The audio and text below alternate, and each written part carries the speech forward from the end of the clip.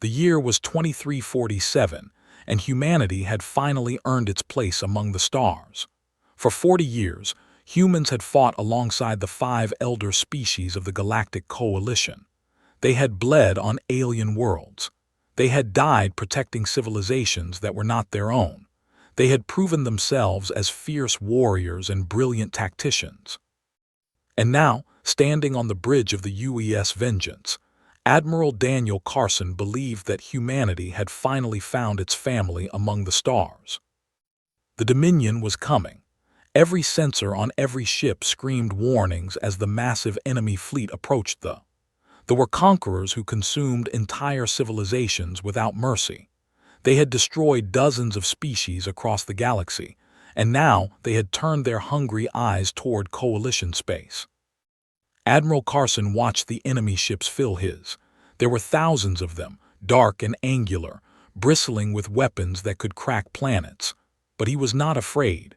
The Coalition had assembled the greatest fleet in galactic history to stop them. Human ships stood ready alongside the vessels of their allies. The had all sent their finest warriors to this battle. Commander Lisa Morgan stood at the tactical station, her fingers moving across holographic displays as she coordinated fleet formations. She was 34 years old, born on Mars, and she had spent her entire adult life serving in the fleet. She believed in the Coalition. She believed in the alliance that humanity had worked so hard to build. Lieutenant Brooks monitored communications from the Allied fleets. He was young and eager, with a quick smile that made him popular among the crew. His job was to keep the human ships connected with their allies, who were supposed to flank the enemy when the battle began. The plan was simple. Human ships would hold the center and draw this attention. The Allied fleets would sweep in from the sides and catch the enemy in a devastating crossfire. It was a good plan. Admiral Carson had helped design it himself. But as they drew closer, something strange happened. The Allied fleets did not move. Brooks checked his instruments again and again, but the and ships remained stationary. They were not advancing to their flanking positions. They were not responding to communications. Admiral Carson felt the first cold touch of doubt in his chest. He ordered Brooks to contact the Coalition Command Center on Prime. The response came not from a military officer, but from High Chancellor Oz himself, the leader of the Council and the head of the entire Galactic Coalition. The alien's face appeared on the main.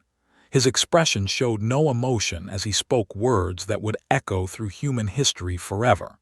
He said that humanity had served its purpose. He said that human aggression had drawn this attention away from Coalition worlds for long enough. He said that the Coalition had negotiated new terms with the Dominion. Earth and all human colonies would be given to thee in exchange for lasting peace. Admiral Carson could not believe what he was hearing. He demanded clarification. He demanded to know if this was some kind of mistake or cruel joke, but Oz simply confirmed the truth. Every Coalition species had signed the agreement. They had all agreed to sacrifice humanity for their own survival. The transmission ended, and in that moment of stunned silence, the trap was sprung. They did not attack the Coalition fleet. They had no need to. Instead, their ships broke into dozens of smaller groups and jumped away in all directions. Admiral Carson realized with horror that they were not here to fight. They were here to begin the harvest. Reports flooded in from across human space. Ships were appearing over Earth. They were striking Mars and Luna and the orbital stations. They were hitting every human colony across 12 star systems simultaneously. The attack had been coordinated with precision that should have been impossible. Then Carson understood the full depth of the betrayal. The Coalition had not simply abandoned humanity. They had actively helped to plan this massacre. They had provided defense codes and patrol schedules. They had given the enemy the locations of civilian population centers. They had made sure that humanity would have no chance to fight back. On the Earth began to burn. Orbital bombardment turned cities into craters of molten glass. Billions of people died in the first hour. Children and families and everything humanity had built over thousands of years was erased in fire that could be seen from space. Admiral Carson stood frozen as he watched his die. The man who had led humanity's fleet for 15 years could not speak or move.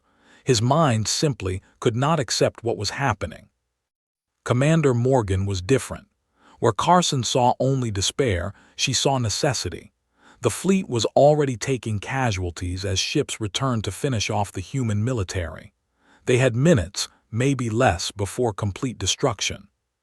She grabbed Admiral Carson's arm and shouted for him to give orders. When he could not respond, she made the decision herself. She took command and ordered every surviving human ship to break formation and run. There was no time for careful planning. There was only survival. 47 ships answered her call out of an original fleet of 300. The rest were already dead or dying. Morgan transmitted coordinates to all surviving vessels and ordered an immediate jump. The destination was a place known only to humanity's oldest military archives, a secret that no alien had ever learned. The ghost yards had been abandoned for over a century. They were shipyards from humanity's first interstellar wars, hidden in the dark space between stars. Morgan had studied them as a cadet, fascinated by the history of human expansion. Now that knowledge would save what remained of her species. Admiral Carson's flagship was destroyed moments before the jump, struck by a warship that had targeted the command vessel. Carson died, never knowing whether any humans would survive the day. But Morgan's ship made it. So did 46 others, carrying 30,000 survivors, both military and civilian. They vanished into the dark between stars, leaving behind a galaxy that celebrated their extinction. The coalition declared victory. They were satisfied with their prize. Peace returned to the elder species, and they quickly forgot about the young race they had sacrificed. Humanity became a footnote in diplomatic history, a regrettable necessity for the greater good. No one noticed that humanity had not been completely destroyed. No one imagined that the survivors were already planning their return, and no one understood the terrible mistake they had made by leaving even a handful of humans alive. In the cold silence of the ghost yards, Commander Lisa Morgan looked at the scared and broken people around her. She had no words of comfort. She had no promises of safety. She had only one thing to offer them. She told them to remember. She told them to remember Earth burning. She told them to remember the faces of the allies who had sold them to monsters. She told them to hold that memory close, because one day they would need it. The galaxy believed humanity was dead. The galaxy was wrong. 5 years passed in silence, and the galaxy moved on without humanity. The Dominion honored their agreement with the Coalition and to their territories. They were satisfied with the billions of humans they had consumed and the rich worlds they had claimed. The elder species prospered in ways they had never imagined possible. Without the burden of war, their economies boomed. Trade flourished between worlds that had once feared invasion. The extinction of humanity was considered a small price for such lasting peace. Historians wrote about the human species with cold detachment. They described humans as useful soldiers who had served their purpose. They noted that human aggression, while valuable in wartime, made them unsuitable for civilized galactic society. Some even argued that the sacrifice had been a kindness, sparing humanity from a future where their violent nature would have led to conflict anyway. No one mourned, no one remembered, the galaxy simply forgot. But in the hidden depths of the ghost yards, the survivors refused to forget. Commander Lisa Morgan had become Admiral Morgan now, though the title felt hollow. She led 30,000 people who had lost everything. They had no future. They had only each other and the burning need to survive. The ghost yards had been abandoned for over a century, but the basic infrastructure remained intact. Ancient shipyard facilities floated in the dark between stars, forgotten relics of humanity's first expansion into space. Morgan put every able body to work restoring these facilities. There was no time for grief. There was only the work that needed to be done. Engineer Cole became her right hand in the rebuilding effort. He was 50 years old, a civilian contractor who had been visiting the fleet when the attack came. His wife and children had been on Earth. He never spoke of them, but the rage in his eyes burned brighter each day. Cole worked 18-hour shifts retrofitting ancient machinery, designing new systems, and solving problems that should have been impossible. Dr. Price led the medical and scientific divisions. She was a geneticist who understood that 30,000 people were not enough to rebuild a species. The genetic diversity was too limited. Without careful planning, humanity would face extinction through inbreeding within a few generations. Price implemented strict breeding protocols and genetic preservation programs. Some people resisted, but Morgan made it clear that personal preferences were secondary to species survival. Lieutenant Brooks had survived the escape, though he had lost his easy smile forever. The young officer who had once joked with his had become something harder and colder. Morgan recognized the change and put it to use. She made Brooks head of intelligence and gave him a simple mission: learn everything about the species that had betrayed them. Brooks established a network of stealth probes throughout Coalition space.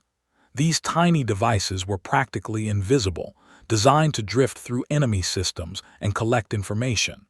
Over 5 years, Brooks built the most comprehensive intelligence database in galactic history. He knew the locations of every military installation. He knew the names of every political leader. He knew the shipping routes and economic dependencies and critical infrastructure of every species that had signed humanity's death warrant. The Coalition had underestimated humanity from the beginning. They had seen humans as useful soldiers, aggressive and capable but ultimately primitive. They had never bothered to study human history or understand human nature. If they had, they would have known that humans had spent 10,000 years fighting each other before reaching the stars. They would have known that humans had developed patience and cunning through countless wars and betrayals. They would have known that humans never forgot and never forgave. Admiral Morgan understood what Brooks was building. She did not rush him. She knew that revenge without preparation was just suicide by another name. So she waited and watched and planned while her people grew stronger. The shipyards came back to life under Cole's direction. New vessels took shape in the construction bays, each one incorporating lessons learned from the massacre. Human engineers studied captured Coalition technology and weapons salvaged from battlefields. They combined these alien systems with human innovations born of desperation and rage. The ships they built were unlike anything the galaxy had ever seen. By the end of the 5th year, the human fleet had grown from 47 damaged survivors to 200 warships. They were smaller than Coalition vessels but faster and more heavily armed. Each ship carried weapons designed specifically to exploit the weaknesses that Brooks had identified in enemy defenses. Admiral Morgan named the fleet with careful thought. She did not choose a name meant to intimidate or frighten. She chose a name that described exactly what they intended to do. She called them the Reckoning. On the 5th anniversary of Earth's destruction, Morgan gathered her people in the central hall of the reconstructed yards. 30,000 survivors stood in silence, their faces lit by the glow of display screens showing images of the they had lost.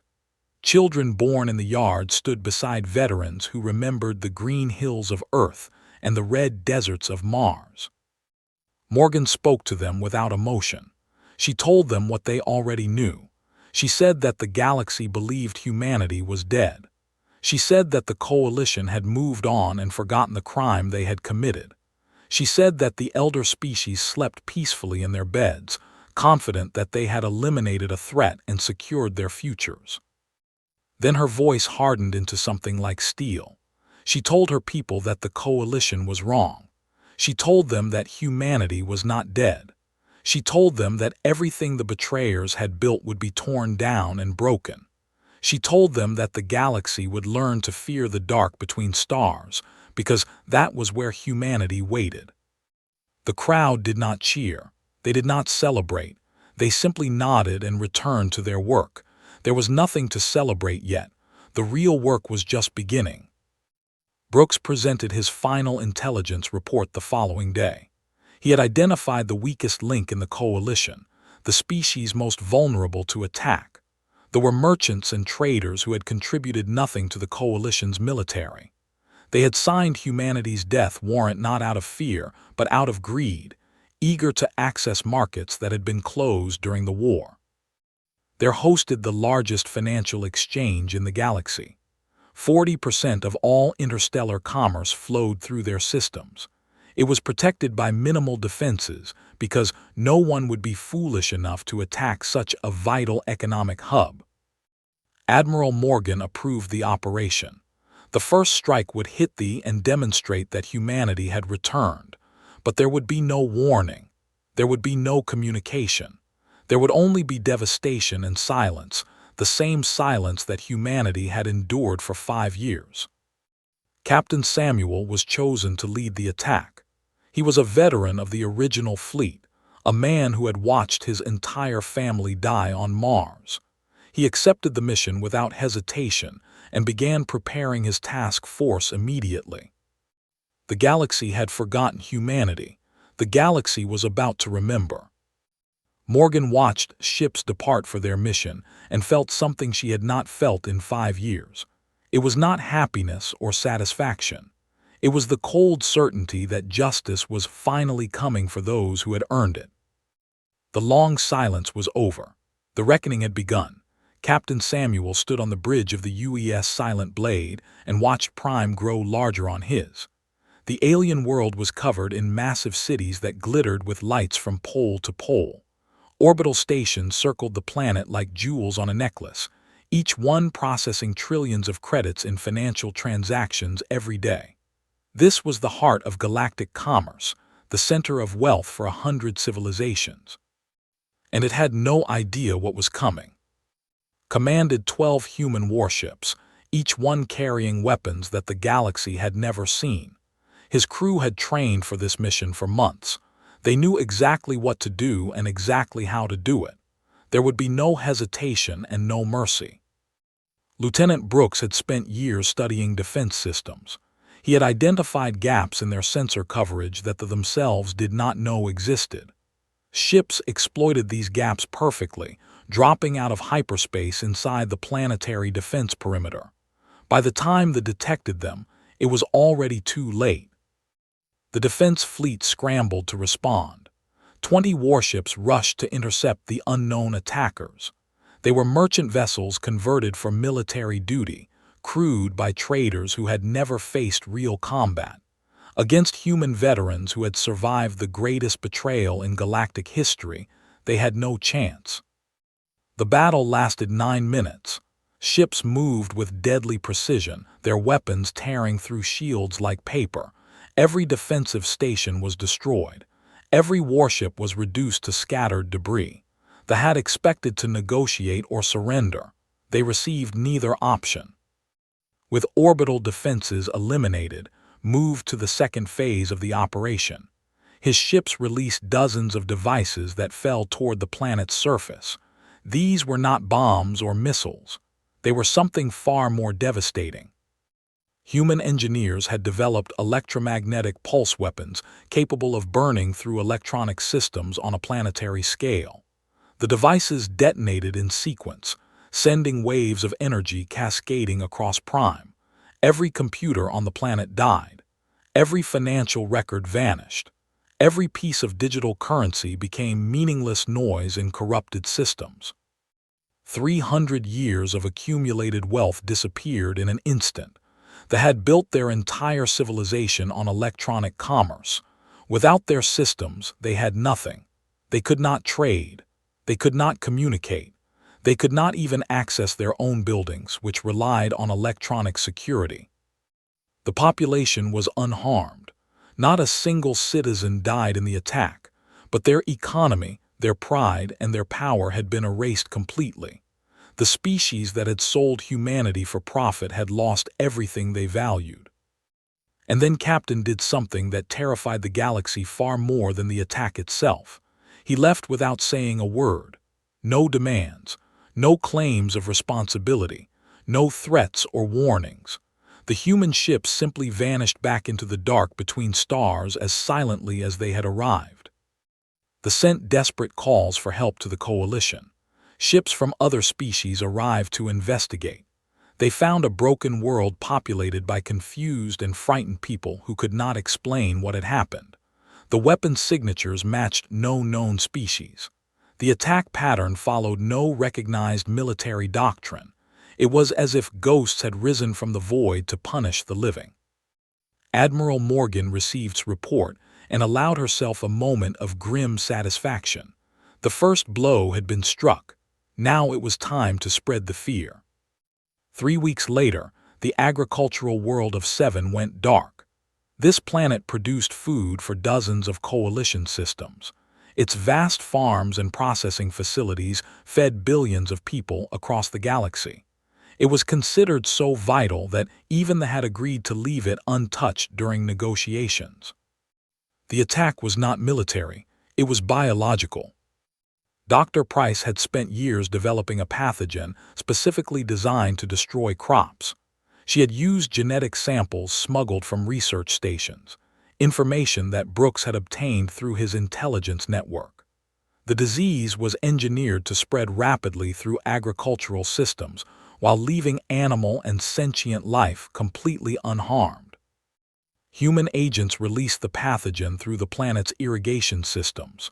Within days, crops began dying across every continent.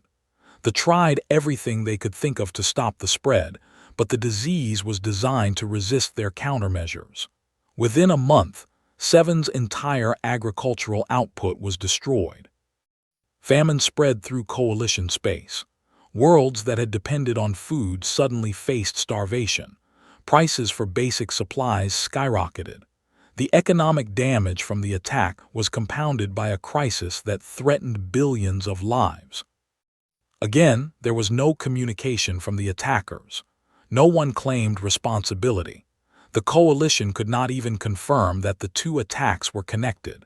They only knew that something was targeting them with precision and patience that seemed almost supernatural. Panic began to spread through the elder species. Governments increased security around vital installations. Military fleets patrolled their own territories instead of exploring new regions. Trade slowed as merchants became afraid to travel through space that might contain invisible enemies. Admiral Morgan watched the chaos unfold from the ghost yards with cold satisfaction. Brooks provided daily reports on coalition communications, and Morgan studied them carefully. She saw fear growing in messages between governments. She saw accusations and blame being thrown between species that had once been allies. The coalition was beginning to crack. But the attacks had served another purpose beyond economic damage. They had demonstrated human capabilities without revealing human presence. The galaxy knew that someone was hunting them. They did not know who or why or where the enemy might strike next. That uncertainty was its own weapon. The High Council called an emergency meeting to address the crisis. High Chancellor Oss, the same leader who had announced humanity's sacrifice 5 years earlier, demanded answers that no one could provide. His scientists analyzed the weapon signatures and found nothing recognizable. His spies searched for information and found only silence. Some coalition leaders began to suspect the truth. They remembered the species they had sold to They wondered if somehow, impossibly, humans had survived, but they dismissed these fears as paranoia. They had been thorough. Earth had burned. The human fleet had been destroyed. There was no way that such a young and primitive species could have escaped extinction and returned with such terrible power. Morgan knew it was time to end their uncertainty. She had demonstrated what humanity could do. Now she would show them who was doing it. She recorded a message for High Chancellor Oss personally. She used a transmission code that should not have existed, a frequency that Coalition security believed was completely secure. Her face appeared on his private screen, a human face that all records indicated had died 5 years ago at the Battle of Prime. She did not threaten or demand. She simply told him the truth. She said that he knew who she was. She said that he knew what humanity wanted. She told him there would be no negotiation and no peace. She told him that what the Coalition had done to humanity would be returned tenfold. She told him that he would watch everything he had built crumble to dust before she was finished. The transmission ended, and 30 seconds later, the colony of New Threshold lost all communications. When scout ships arrived, they found every piece of technology on the planet disabled. 40 million citizens were alive but helpless, reduced to pre-industrial conditions overnight. The galaxy finally knew who was hunting them. The galaxy finally understood that humanity had returned. And Admiral Morgan smiled for the first time in 5 years, because she knew the real war was just beginning. High Chancellor Oss stared at the blank screen, where Admiral Morgan's face had appeared moments before. His hands trembled as he tried to process what he had just seen. A human. A living, breathing human who should have been dead for 5 years. A human who somehow knew his private communication codes and could reach him anywhere in the galaxy. The reports from New Threshold confirmed his worst fears. 40 million citizens had been rendered helpless in an instant. Not killed, but stripped of everything that made modern life possible. It was a demonstration of power that made the previous attacks seem like warnings. Oss called an emergency session of the Coalition Council. Leaders from every species attended, their holographic images filling the Great Chamber on Prime. The AL High Marshal demanded immediate military action. The Chancellor called for negotiations. The delegation suggested fleeing to the far edges of the galaxy. The representatives, still reeling from their economic collapse, could barely speak at all. The AL were the first to act. They were the military backbone of the Coalition, proud warriors who had stood aside and watched humanity die. Their fleet was the largest in Coalition space, with thousands of warships and millions of soldiers. High Marshal Oss announced that his people would hunt down and destroy this human remnant before it could threaten civilized species any further. Admiral Morgan received intelligence about the AL mobilization within hours. She had expected this response. She had counted on it. The AL were arrogant and overconfident, certain that their numbers would overwhelm any enemy. They had forgotten that numbers meant nothing against an opponent who chose the battlefield. Morgan selected the location for the confrontation with careful thought. The hollow stars were a region of dead systems between Coalition space and what had once been human territory. These ancient suns had burned out millions of years ago, leaving only cold rocks and empty darkness.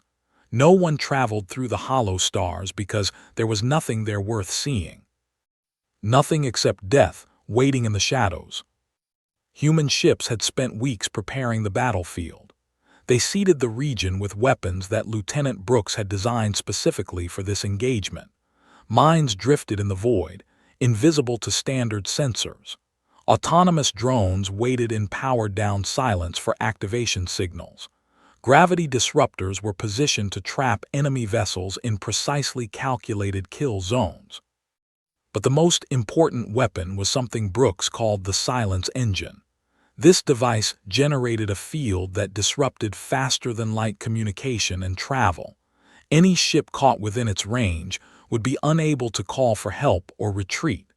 They would be trapped in the darkness with whatever waited for them there. The AL fleet arrived at the hollow stars with 600 warships. They outnumbered the human forces 3-1. High Marshal Oss commanded from his flagship, confident that this campaign would be remembered as the day the AL saved the galaxy from human vengeance. Admiral Morgan watched the enemy fleet enter the trap from the bridge of the UES Reckoning. Captain commanded the left wing of the human formation. Commander Price, Doctor's younger brother who had risen through the ranks on pure tactical brilliance, led the right wing. Every human ship was crewed by veterans who had lost families and friends to coalition betrayal. The OWL detected the human fleet and moved to engage. Their formations were textbook perfect, designed for the kind of fleet battles they had fought 1,000 times before. They expected the humans to meet them in honorable combat, ship against ship, warrior against warrior. Instead, Morgan activated the silence engine. The effect was immediate and devastating. Every OWL ship lost contact with its allies. Hyperspace drives went offline. Communication systems filled with static. The proud fleet that had entered the hollow stars as a unified force suddenly became 600 isolated vessels, each one blind and deaf and unable to escape. Then the mines began to detonate. Explosions bloomed throughout the OWL formation.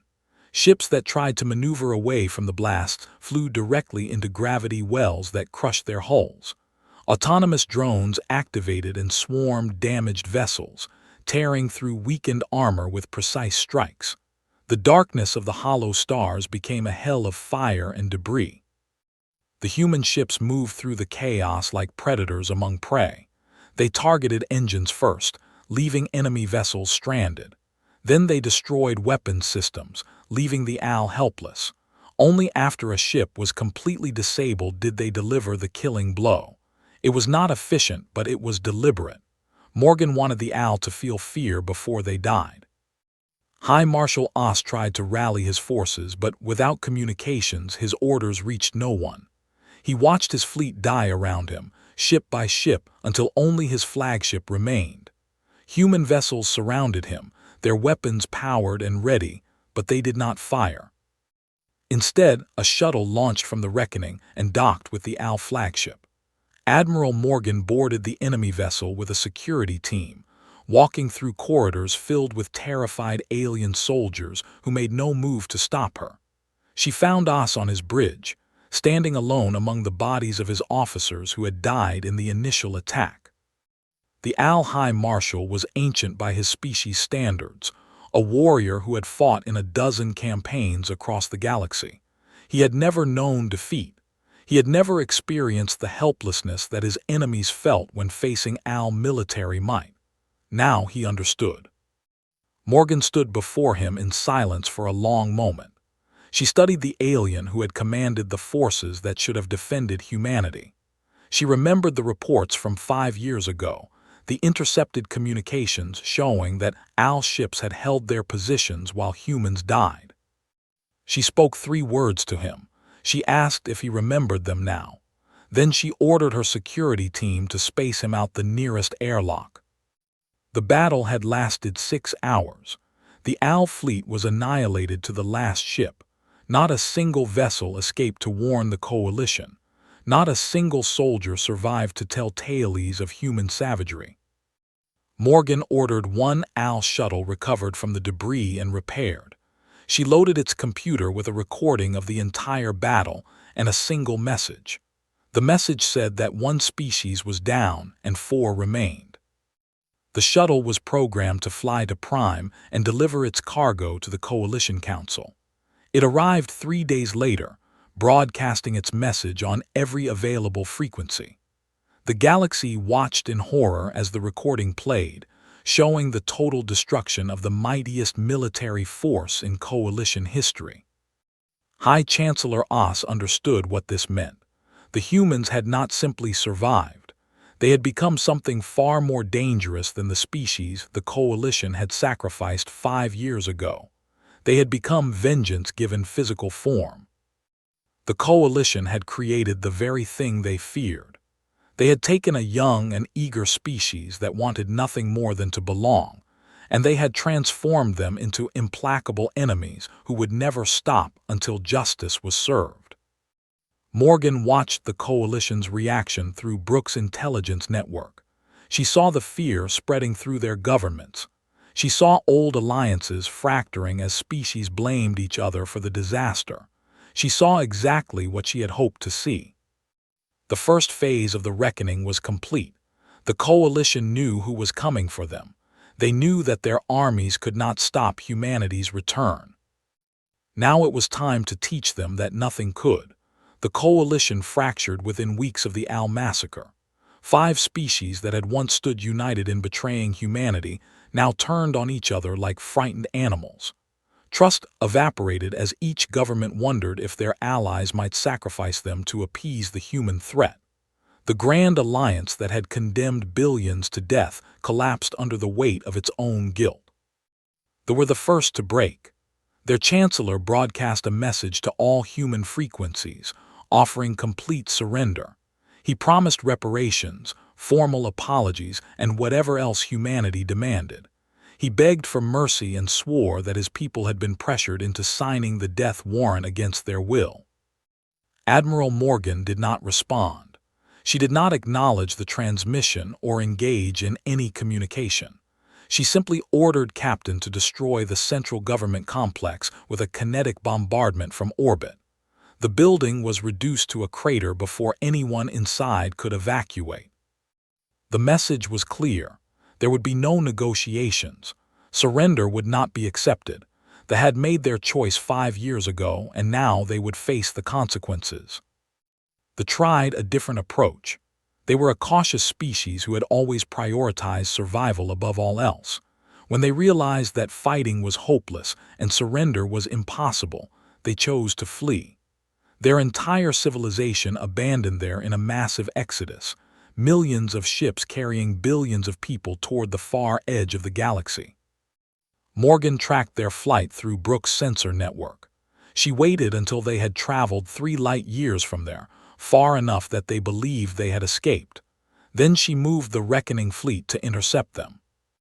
The Armada found human warships blocking every possible route forward. There was nowhere to run. There was nowhere to hide. Morgan broadcast a simple choice. They could return to there and face judgment, or they could be destroyed in the void between stars. They debated for 6 hours.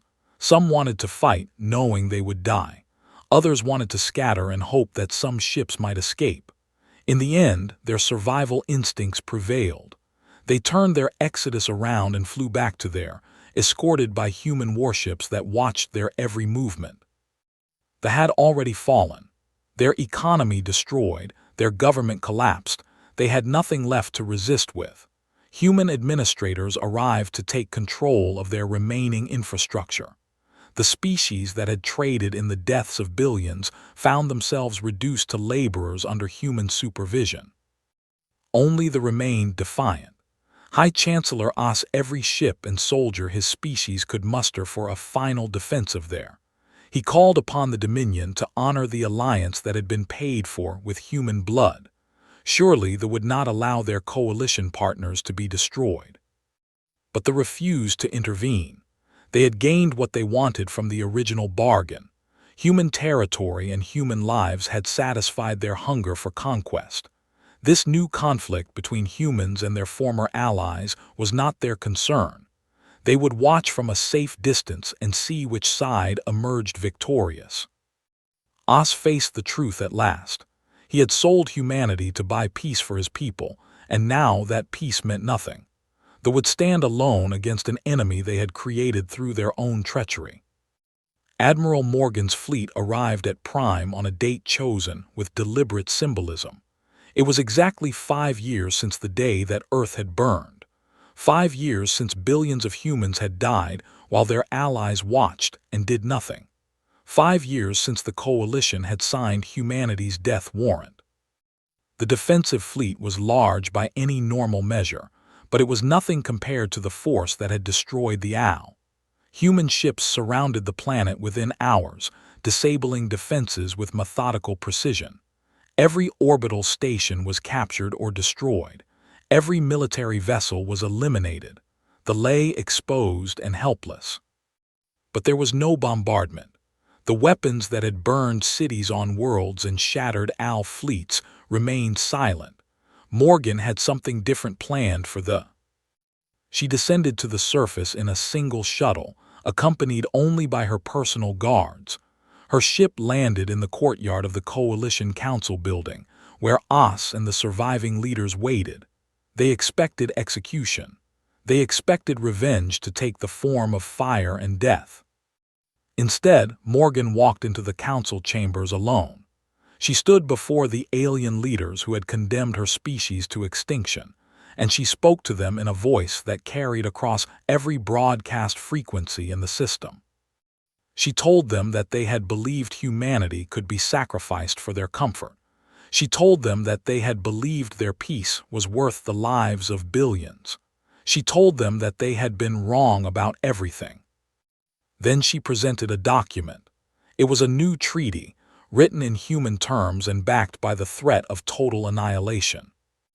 The Galactic Seizure Accords demanded complete dissolution of the coalition. Every military asset would be surrendered to human oversight.